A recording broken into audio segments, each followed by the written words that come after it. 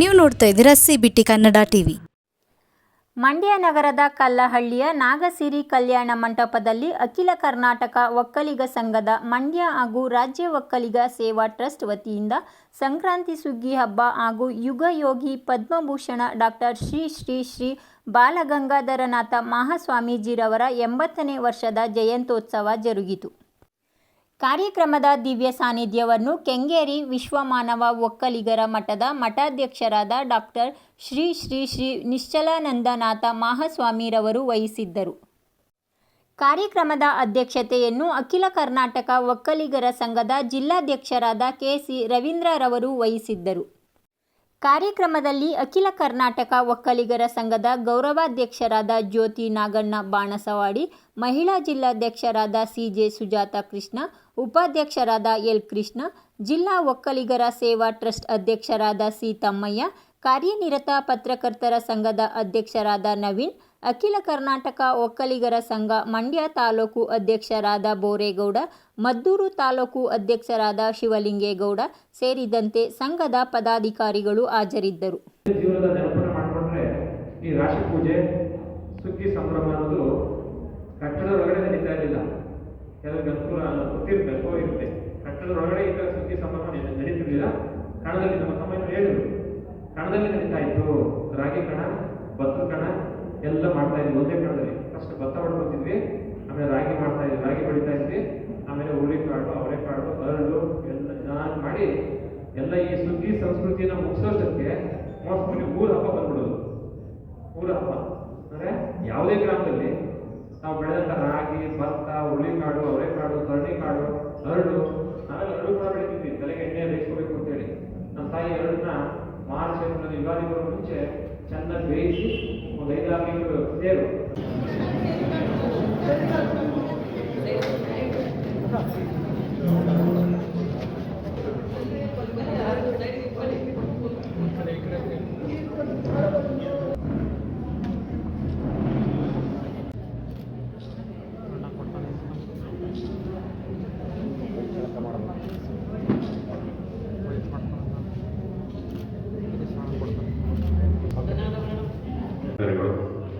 ಇವತ್ತು ಸುಗ್ಗಿ ಸಂಭ್ರಮ ಮತ್ತು ಬಾಲಗಂಗಾಧರ ಸ್ವಾಮೀಜಿಯವರ 80ನೇ ವರ್ಷದ ಜೀವಂತೋತ್ಸವ ಕಾರ್ಯಕ್ರಮವನ್ನು ಏರ್ಪಡಿಸಿದ್ದಾರೆ.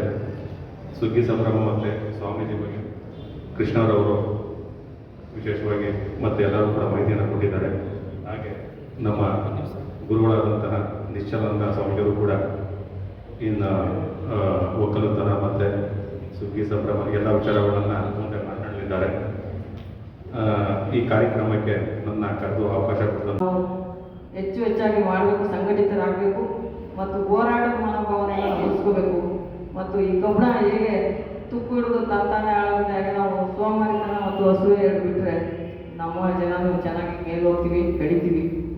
ಇದನ್ನ ನೆನಪಲ್ಲಿ ಇಟ್ಕೊಂಡು ನಾವು ಮತ್ತು ನಮ್ಮ ದೇಶ, ನಮ್ಮ ಪ್ರೀತಿ, ನಮ್ಮ ಊರು, ನಮ್ಮ ಜನ ಅಂತ ನಾವು ಅಭಿಮಾನ ಮೊದಲು ನಮಗೆ ಬರಬೇಕು. ಯಾಕೆಂದರೆ ನಿಮಗೆ ಗೊತ್ತಿರಬೇಕು, ಜಾಂಟಿ ರೋಡ್ಸ್ ಅಂತ ಕ್ರಿಕೆಟ್ ಪ್ಲೇಯರ್ ಇದ್ದ. ಇಂಡಿಯಾಕ್ಕೆ ಬಂದು ಆಟ ಆಡ್ಕೊಂಡು ಹೋಗ್ಬೇಕಾದ್ರೆ ಅವ್ರಿಗೆ ಭಾಳ ನಮ್ಮ ದೇಶದ ಮೇಲೆ ಅಭಿಮಾನ, ಪ್ರೀತಿ ಜಾಸ್ತಿ ಆಯಿತು. ಅವ್ರ ಹೆಂಡತಿ ಗರ್ಭಿಣಿ ಆದರು. ಆ ಸಮಯದಲ್ಲಿ ಅವ್ರಿಗೆ ಭಾರತದಲ್ಲೇ ಡೆಲಿವರಿ ಆಗಬೇಕು ಅಂತೇಳಿ ಇಂಡಿಯಾದಲ್ಲೇ ಡೆಲಿವರಿ ಮಾಡಿಸಿದ್ರು.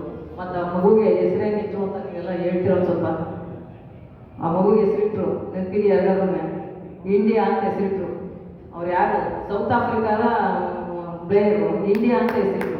ನಮ್ಮ ಭಾರತದ ಸಂಸ್ಕೃತಿ ಸಂಸ್ಕಾರ ಅಷ್ಟು ಮಟ್ಟಿಗೆ ಚೆನ್ನಾಗಿದೆ ಅಂತ ಒಂದು ಅಭಿಮಾನಕ್ಕೆ ಅವರು ಆ ಥರ ಹೆಸರನ್ನ ಇಟ್ಕೊಂಡು ನಾವು ಸಹ ನಮ್ಮ ಮನೆ, ನಮ್ಮ ಜನ ಅನ್ನೋ ಅಭಿಮಾನ ಬೆಳೆಸ್ಕೊಂಡು ಹೋಗ್ತಾ ಬಂದರೆ ನಾವು ಇನ್ನೂ ಸಂಘಟಿತರಾಗಿ ಹೋರಾಟದ ಭಾವನೆಯೂ ಇರಬೇಕು. ಯಾಕೆಂತಂದರೆ ಇವತ್ತು ಹೋರಾಟ ಇಲ್ಲ ಅಂತಂದರೆ ನಮ್ಗೆ ಏನೂ ದಕ್ಕಲ್ಲ. ಎಲ್ಲರ ಒಟ್ಟಾಗಿ ಸೇರಿದ್ರೆ ಮಾತ್ರ ನಾವೇನು ದಕ್ಕಿಸ್ಕೊಳ್ಳೋಕ್ಕೆ ಸಾಧ್ಯ.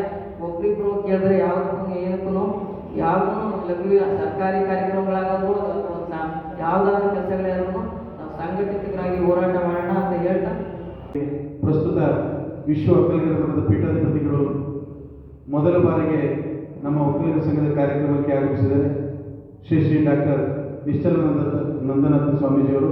ಅವರು ಕೂಡ ನಿಮ್ಮೆಲ್ಲರ ಪರವಾಗಿ ನಾನು ಭಕ್ತಿಪೂರ್ವಕವಾಗಿ ಅವರಿಗೆ ಪ್ರಣಾಮವನ್ನು ಅರ್ಪಿಸುತ್ತಾ ಒಂದು ಮಾತಿದೆ, ಕುವೆಂಪು ಒಂದು ಮಾತಿದೆ, ಯಾವ ಅರಿಯದ ನೇಗಿಲ ಯೋಗಿ ಲೋಕಷ್ಟು ಕಿರುಕುಳದಲ್ಲಿ ಕಡಿಮೆ ಆಗಿರೋದ್ರಿಂದ ನಾವು ಒಂದಷ್ಟು ನಿಷ್ಕ್ರಿಯ ಆಗಲಿಕ್ಕೆ, ಅಸಂಘಟಿತರಾಗಲಿಕ್ಕೆ, ಜಾಗೃತರ ಅಂತೇಳಿ ನಾನಂತೂ ಭಾವಿಸ್ತೇನೆ.